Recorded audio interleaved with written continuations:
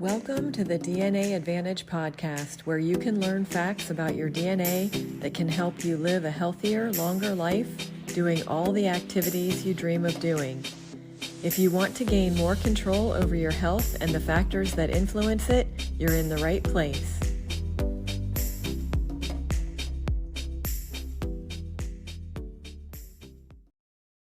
Hello, how are you? I hope everyone is doing well.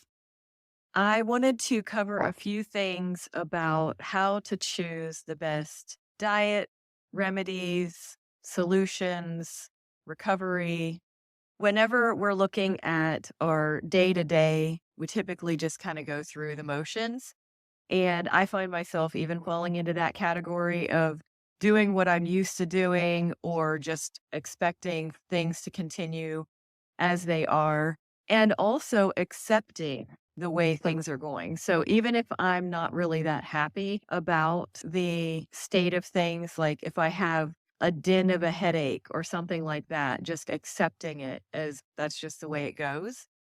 So today I'll be talking a little bit about how to navigate that, how to address it, and how to use it to our advantage. When we have symptoms or we're not performing at the level that we would like to, or we have goals that we're not achieving, I think it's always interesting how we are just processing basically how are the people around us doing it? What are they using? And if it's ibuprofen, we tend to use ibuprofen or go to the doctor as soon as I start having symptoms. When it comes down to doing things our way is probably the best possible choice. It's difficult for everyone, honestly, because we're human. We fall into habits and we are in comfort zones, and that's just how it goes. The brain is intended to keep us alive. So when we are in any state, our brain is used to being comfortable in a pattern. Whatever we've been doing, that's where our brain is comfortable because it's like, hey, I've kept you alive in this pattern. So I'm going to be resistant to any change because my goal is to keep you alive. But the fact is, staying alive is not enough for me. I don't know about you, but I want to thrive. I want to do things in a big way. I want to make a difference in this world. I want to be here for my kids when they're having kids of their own. I want to perform at a higher level in this life than just living and existing. My brain would be acceptant of being bedridden, to be honest, because, like, hey, I'm keeping you alive. I'm not okay with that. That's really what it boils down to is how can we choose our best options for our personal health goals, what we want to achieve and what we want to be doing in our lives, and make sure we set ourselves up, not just now, but in the future for success. So I'll just be talking a little bit about that and acknowledging that the state of things right now, more than ever before, it's so confusing. What is in the forefront of all the advice, all of the suggestions, all of the standards of procedure? Medication. And if one medication is giving us a side effect, adding another one to counteract that side effect. I understand it's what seems to be a quick fix, but sadly, it's not a fix at all. It's pacifying us. It's getting us to the point where we can tolerate our symptoms or accept the way things are and not necessarily deal with the root cause and address the actual issue. When we have higher standards than that, or let's say we hit a wall, and it's not to say that people don't have high standards when they take medication. It's just a fact that that's what's there. That's what we see every single day. That's what's served up to us on a silver platter. So we fall into that category of thinking that's the norm or that that's the only opportunity and the only option. What we want to do is think about when we have symptoms, when we're not at the level that we want to be, we really need to challenge what we know. We really need to set a course for ourselves that is different. And the first step of that is to know ourselves. Really get to know the state of your body. And the way to do this is to listen and pay attention, even start documenting what is going on. Let's say that you wake up one morning and you have had it. You have a headache again. And you are like, I'm done with this. I'm over it. I'm sick of it. And I don't want to deal with this anymore. Document as far back as you can what your experience with this headache has been. When does it start? What is the intensity? How long does it last? And what is it getting in the way of? Is it interfering with your concentration? Is it fine overall until the evening and then you start having trouble and you're not even able to eat dinner? Or after you eat, you might feel better after you eat each meal, but then it comes back. All of those little details are so critical because they're giving you clues as to what your body is wanting to be different. Just look at it as symptoms are not an irritation, although they're very irritating, but they're there to educate you about your body. It's the only way your body can communicate with you. There's no other way that your body can tell you that something is wrong other than having a symptom. And when it gives you all of those intricate details and all of those clues of, I don't wake up with a headache, but the headache starts right after I eat breakfast. And then it slowly escalates throughout the day. And by the end of the day, I just can't wait to go to bed. It's going to be different for everyone. And that's the beauty of documentation of this. So you're getting to know the state of your body. Could be the fluctuation of your energy, or it could be your appetite, and really trying to identify when do you have those appetite spikes and what is actually helping to appease your appetite, because there might be certain foods that really feel satisfying and then others that absolutely fall flat. And so those are very good clues, especially if your goal is weight gain or weight loss. Getting to know the state of your body is really, really important. If you have questions or there's any particular area that you're trying to work on that I'm not illustrating, let me know. You can comment, I can comment back, or you can message me and we can get on a call. But it's just helpful to identify what to document and then start doing that so that you then have a body of knowledge. These are facts that you're documenting. At this point, you're not trying to decide anything. You're not trying to insert opinion. You're just stating the facts. Then once you have this body of evidence that you're able to use, you want to start digging a little bit deeper into the external factors. What are the influences and contributors so that you're getting to the root cause? You might see that, again, I've kind of alluded to it, but what foods don't cause more of a headache, or it's every time I eat, I get more of a headache, or it actually gets better after I eat. When it comes to appetite, it might be that there are certain foods that I am even hungrier after I eat, or I feel satisfied after I eat certain foods.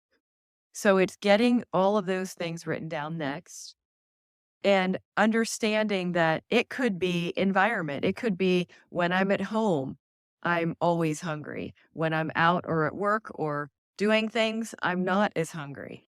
It could be factors like that as well. So it's not just based on our input necessarily. It could be our environment. When you have identified then the influences and the contributors, then we start to look at what do we want to eliminate? Are there things that we could eliminate at this point that we know are inspiring or contributing? And if we extract one thing at a time, or we adjust our environment for a long enough period to see if things start to change and if the regulation of things improves, then that is a very good indication that we are on the right track. We're going to use everything that we learn through this process to select support. When it comes to the ideal support, just know your options. Most of the ones that I'm going to emphasize are natural because that's what I believe the body truly needs. We don't need chemicals. We do not have a deficiency of any particular medication, I assure you.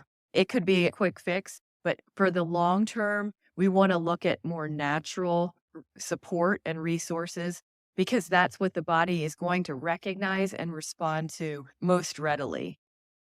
Using everything that you learn about your body to identify ideal support, things like nutrition is probably the first stop. We need to start looking at if it's headaches, if it's appetite, if it's sleeplessness, all of these different categories of issues that we're having, we can look to our nutrition and better understand.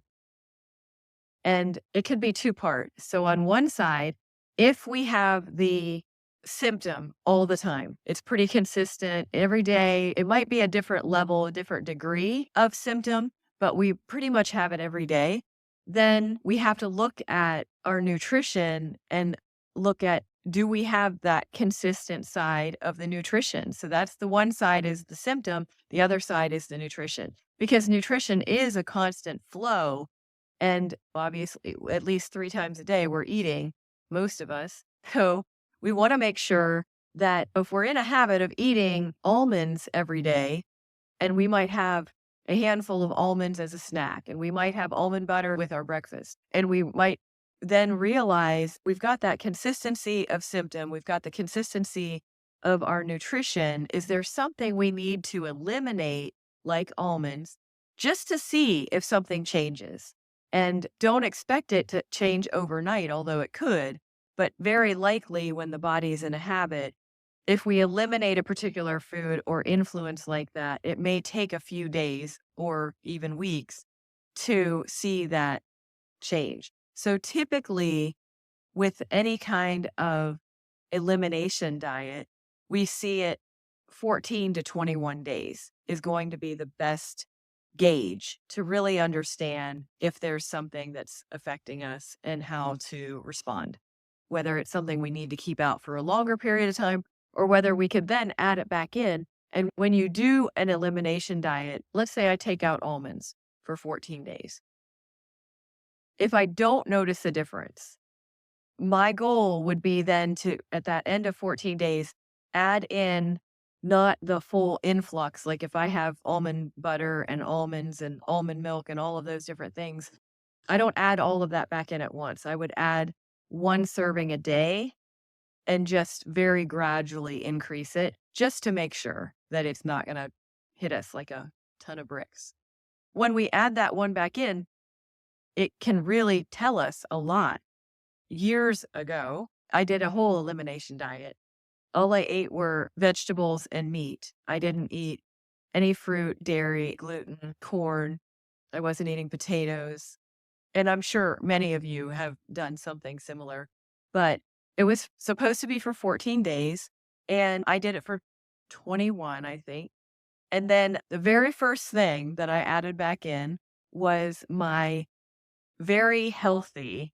I had ferreted out this bread that had nothing else in it, no sugar, it had no folic acid, it was sprouted, and it was a wheat bread.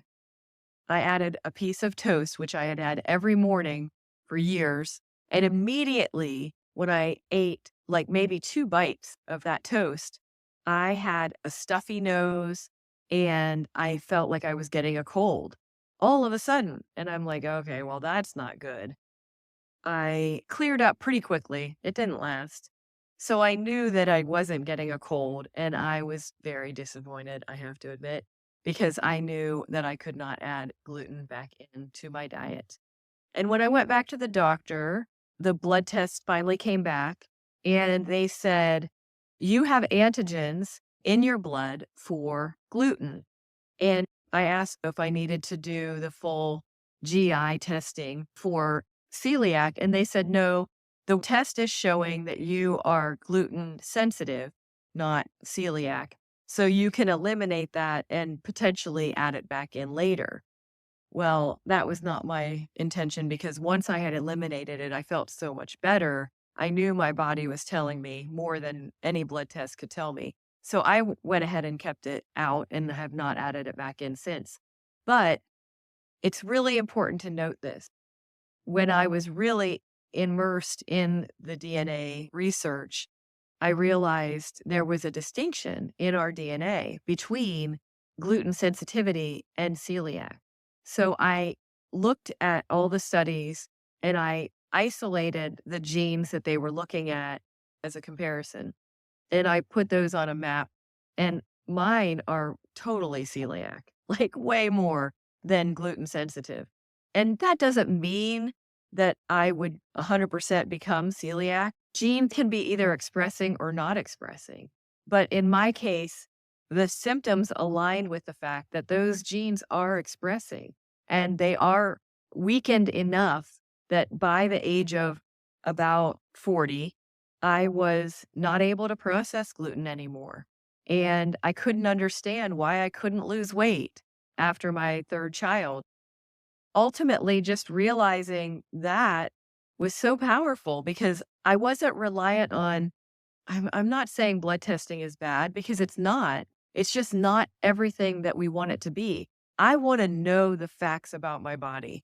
And I think the only way we can do that is to listen and to actually pay attention day to day. And I don't mean you have to document everything you eat every single day, but when you have symptoms, it's valuable to document the onset, the intensity, the duration, the frequency, so that you're able to see what patterns are surfacing and how are we able to then respond in a very supportive way.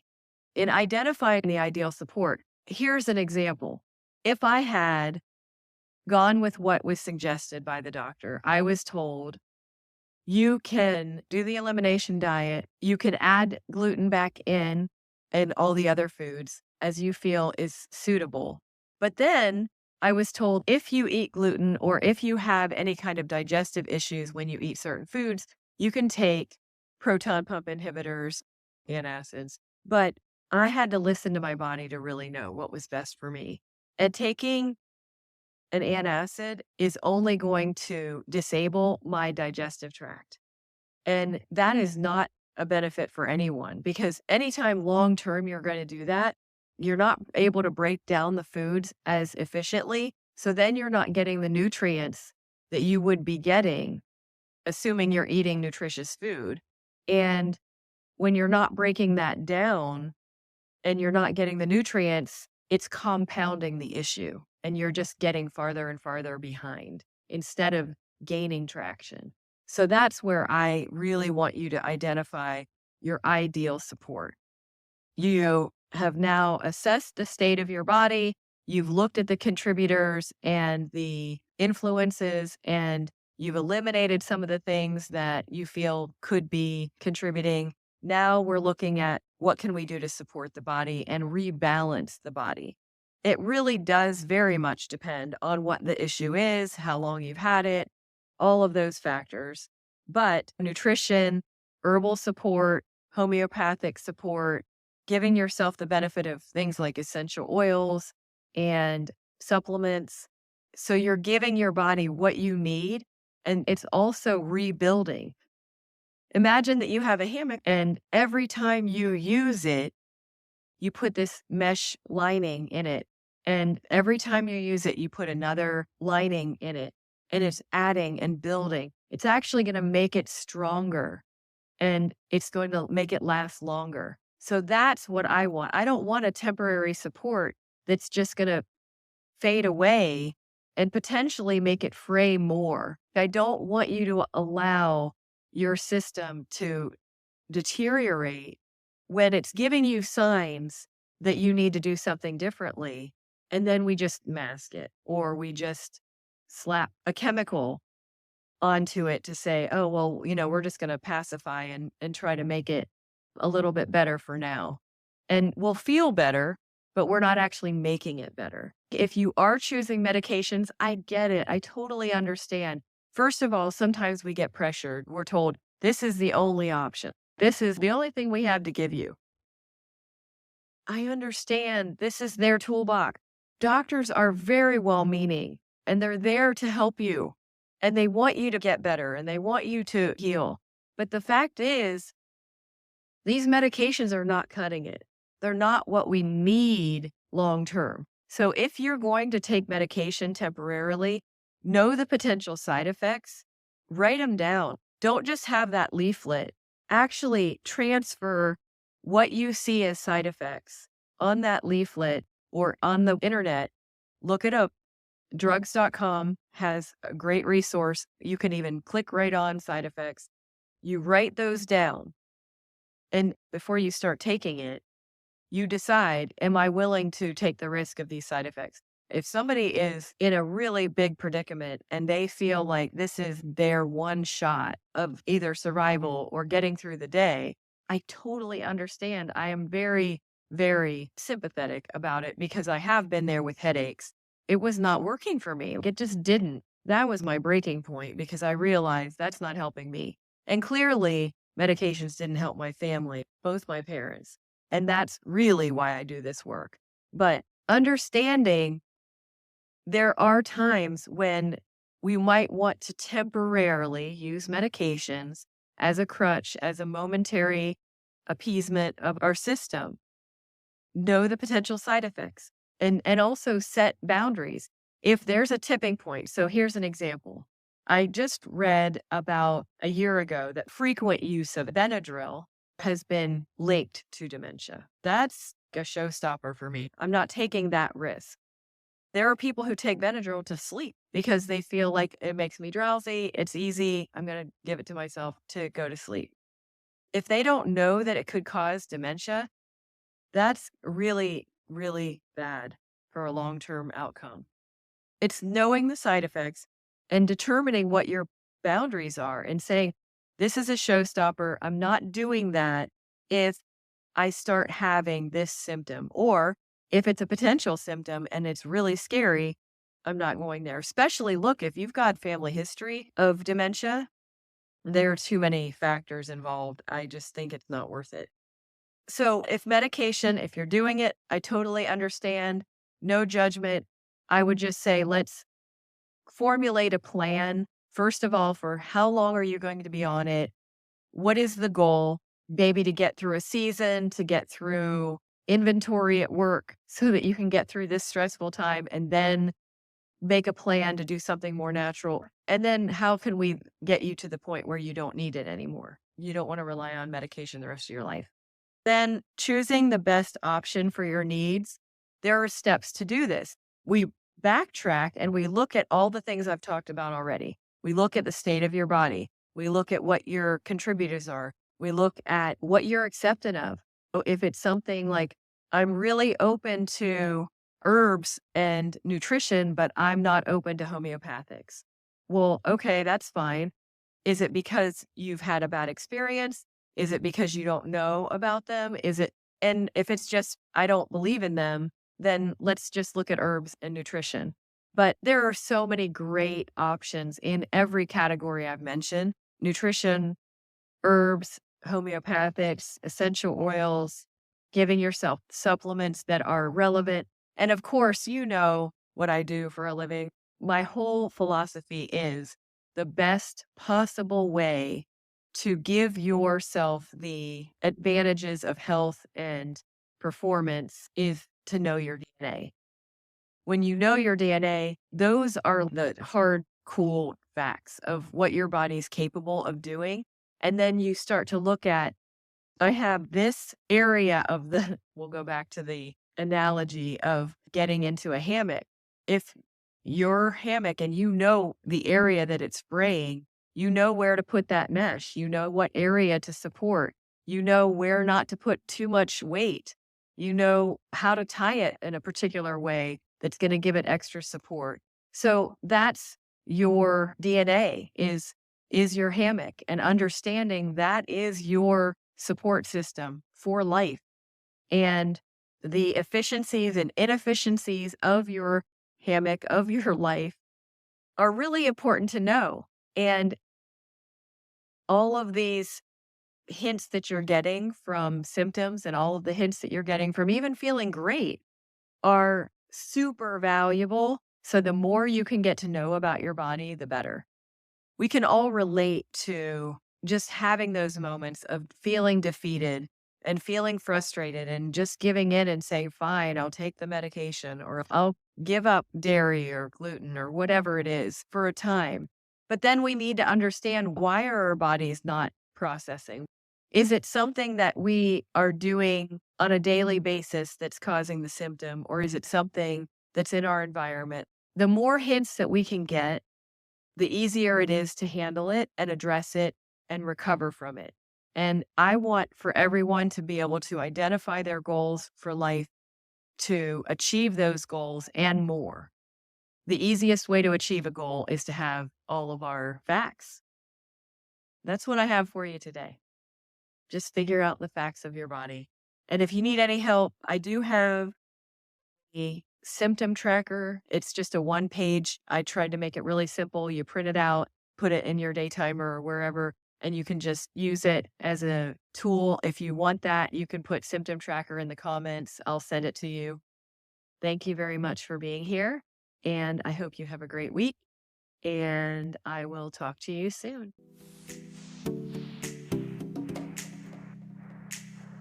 Thanks so much for joining me to learn about DNA health. If you enjoyed this episode, please subscribe and leave a review. If you'd like to join my free community where we delve into more details about DNA, just click Community below.